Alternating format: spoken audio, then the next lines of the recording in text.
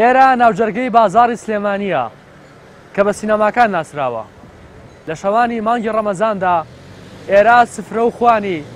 بەشێکی گەنجانی شاری سلێمانی و ئەو کەسانەیە کە بە سەفەڕ ڕوو لە سلێمانی دەکەن. لەم راپۆرتە مەیدانیەدا بەشێکی ئەو دیمەنانەتان بۆ ئەگوازینەوە کە لە شەوانی مانگی ڕەمەزاندا و لە کاتی پارشێودا هاوڵاتیان لێرە پارشێو دەکەن.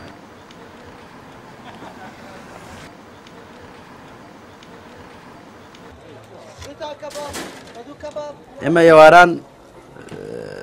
تقریب 10 دقە پێش بانگین بۆ ئێرە تا مەلا بانگی بەیانی خەڵک لێرە نانەخوا و خەڵکی لە بازاڕەکە منێتەوە دوکانارەکان و تر هەموو شتی لێرە دەخواردن لە فەی لێیە کەباب و گۆشتی لێیە نۆکاوی لێیە مەطعەمی لێیە میوەشتی لێیە چەرەسات و هەموو شتێکی لێیە. زیاتر وڵا خەڵکی خۆشمانیە خەڵکی دەرەوە زیاتر لە خواروی عێراقەوە و شارەکانی خوار و ئەوانە زیاتر بە حکمیۆم ناو و تێلوشتی زۆرتیایە شەوان هەر لە یار بۆ ناخواردنی نەخوارەوە چنۆ سەرەوە. وەڵا ڕەمەزانە لە ئێواران هەر زۆر باشە پاشیوانیش خەڵک زۆریە بەڵام لە هەوڵەوەی ڕەمەزانەوە خەڵک تۆزە بڵێ هینە بەس ئیتر بڵێن لە ناوەڕاستیە خەڵک زۆریە بۆ بازار شەوان ئەی بڵێم زۆری یەتە دەرەوە بۆ نان خواردن بەس لە هەوڵەوە جگەروان نییە.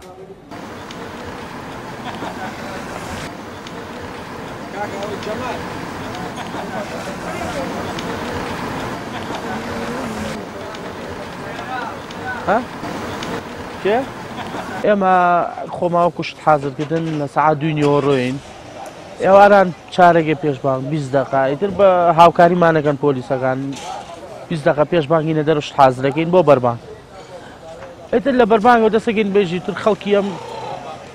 کرێکاری عەرەبە کرێکاری ئێرانیە خەڵکی خۆمانە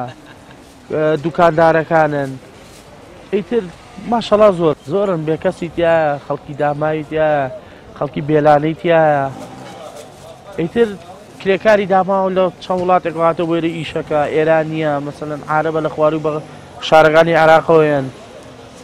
ئیتر خەڵکی داماوی تایە خەڵکی خەستخانەی تایە ئیتر بە ئانواع و شێوە کرێکاری زۆر دایە.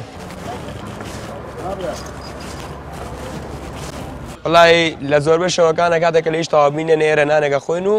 بەربانگی هینیشا لێراکەین نانە خۆین بۆی بە ڕۆژوین بانیە وڵای ئەمە لە سەعات 9 واچین بۆ فڕنی کولێرە لە هاواری شاری شەکەین تا 2 نیشە کە تەواوبینێن وێرە نانەخۆین.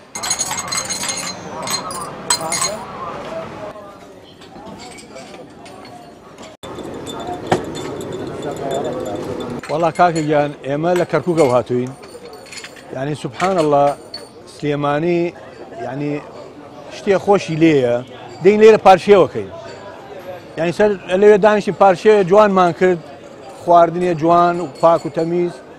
و لێرە ئێستا هاتووینە چایەکەمانە خۆین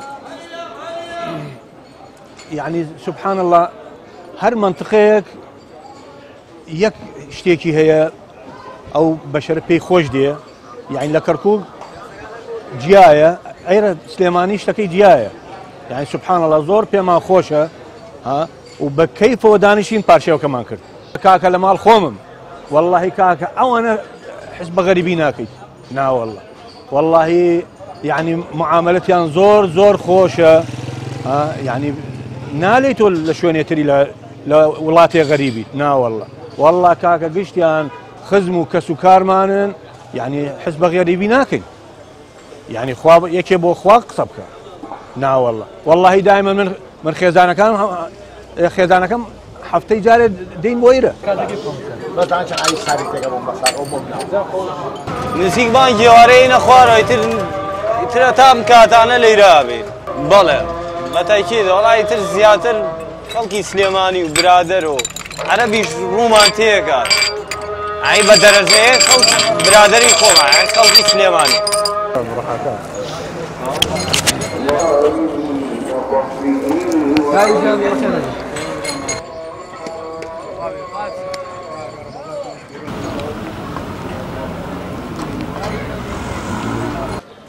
ئەم شەو ئێمەش لەنێو بازاڕی سینەماکانی شاری سلێمانی پاشێومان کرد لەگەڵ ئەوەی کە بانگبێژی مزگەوتی گەورەی سلێمانی بانگی فەرموو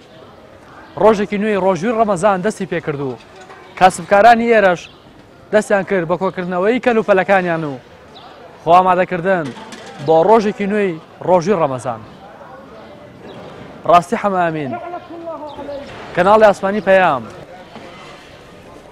سلێمانی.